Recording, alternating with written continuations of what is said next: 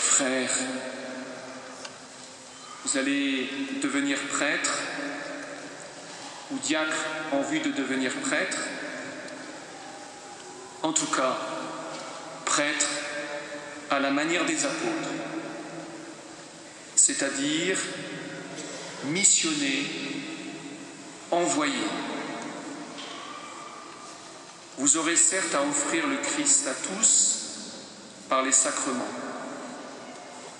mais souvenez-vous que la première fonction des prêtres, comme dit le décret sur la vie et le ministère des prêtres du Concile Vatican II, la première fonction des prêtres, c'est d'annoncer l'Évangile, de transmettre la bonne nouvelle de Jésus.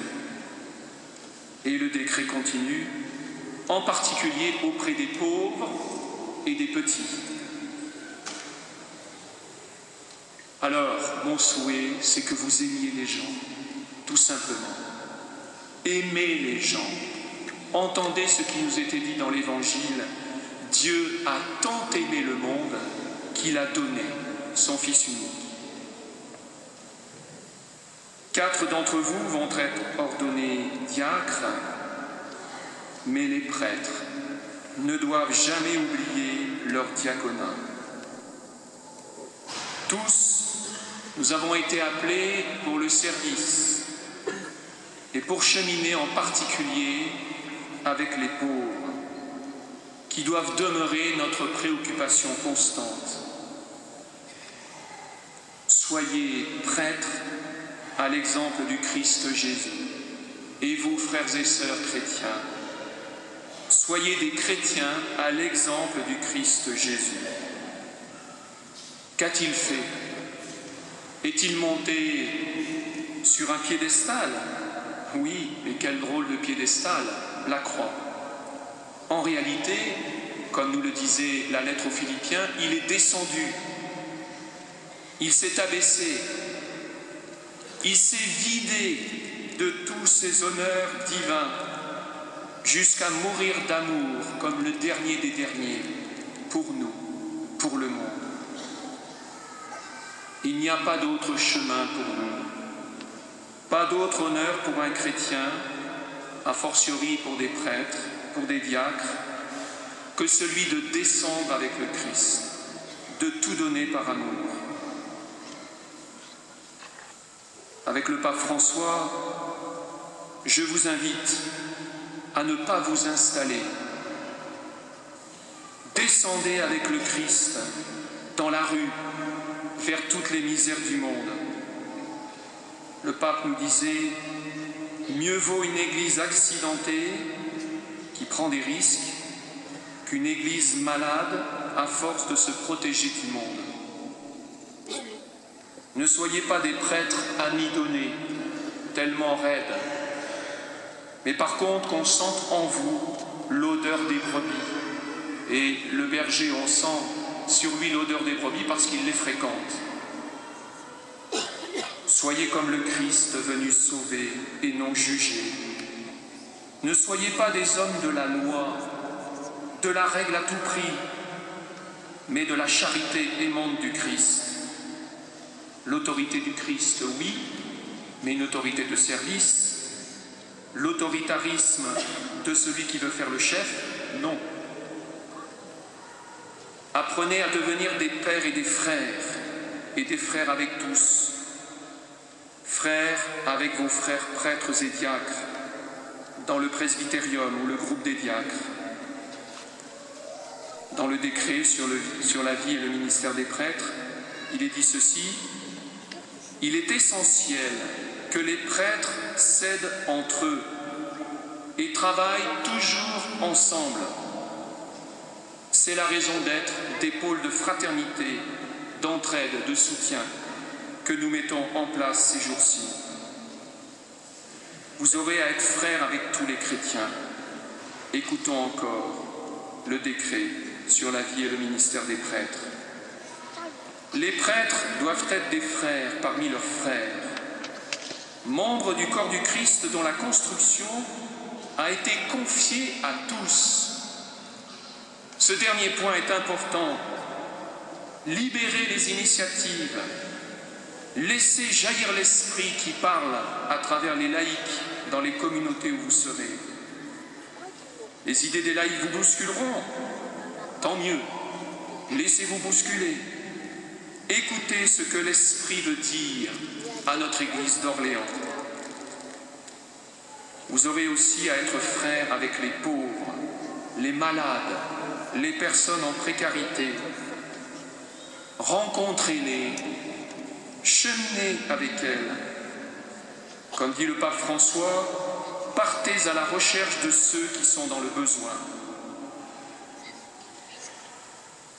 Prêtres, diacres, mais aussi vous tous, frères et sœurs. Vous serez frères de tous si vous savez vivre en intimité avec le Père de tous, que si vous êtes des hommes et des femmes de Dieu, des êtres de la prière, du cœur à cœur continuel avec Dieu, nourris de sa parole, puisés inlassablement dans la Bible. Au fond, il y a deux écueils. Le pape disait, premier écueil, que l'Église soit une simple ONG, parce qu'elle a oublié sa source, qui est le Christ. Mais le deuxième écueil, ce serait que les chrétiens aient une vie pieuse, mais repliée à distance du monde. Il nous faut vivre cette tension bénéfique entre le premier commandement, tu aimeras le Seigneur ton Dieu de tout ton cœur, et le deuxième, tu aimeras ton prochain comme toi-même. Trop souvent, frères et sœurs, nous sommes dans un entre-deux. Alors, comme nous sommes chrétiens, un peu à Jésus, et puis une petite activité auprès des autres. Mais c'est la radicalité que le Christ nous demande. D'être pleinement à lui et pleinement dans ce monde. Alors, vous qui allez être ordonnés, allez résolument au large et jetez les filets. À la fois, allez au large vers toutes les misères du monde, et puis l'évangile pourrait se traduire aussi, allez en profondeur. Il faut les deux, la fraternité avec les hommes et l'intimité avec le Christ. Votre rôle n'est pas de tout faire, surtout pas, mais de savoir déléguer, de faire avec les chrétiens qui ont très souvent de meilleures idées que nous.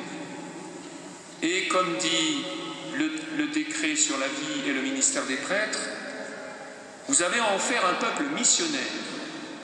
Rappelez à tous que par leur baptême, ils doivent annoncer l'Évangile, même si vous, c'est d'une manière particulière. Notre démarche missionnaire, que nous avons commencée il y a 1 an, n'a pas d'autre but, sinon de nous rappeler à tous, qui que nous soyons, que tous nous sommes envoyés porter la bonne nouvelle de Jésus, en parole et en acte, et que cette démarche missionnaire ne sera réussie que si nous prenons conscience que c'est ensemble que nous avons à la vivre. Prêtres, diacres, religieux, religieuses, laïcs, tous, nous sommes des baptisés envoyés ensemble en mission, témoigner de la bonté de Dieu. Alors en ce début d'année pastorale, j'ai envie de vous dire à tous, allez-y, allez-y, sortons vers ceux qui souffrent, n'ayons pas peur de prendre des initiatives. Il n'y a pas d'autre chemin pour vivre cette démarche missionnaire que l'unité et la fraternité entre nous et avec tous. Laissons retentir en nous la prière de Jésus à son Père.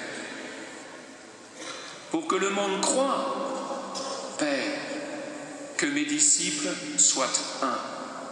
Le premier témoignage, c'est la fraternité et l'unité dans nos communautés chrétiennes et entre nous.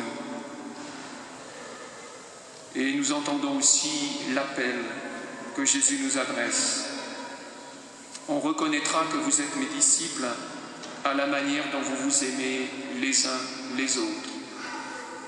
Alors, de tout cœur, lançons-nous dans cette année de la fraternité. N'ayons pas peur de déployer les talents que nous avons reçus de Dieu et que notre Église d'Orléans soit vraiment fraternelle et missionnaire.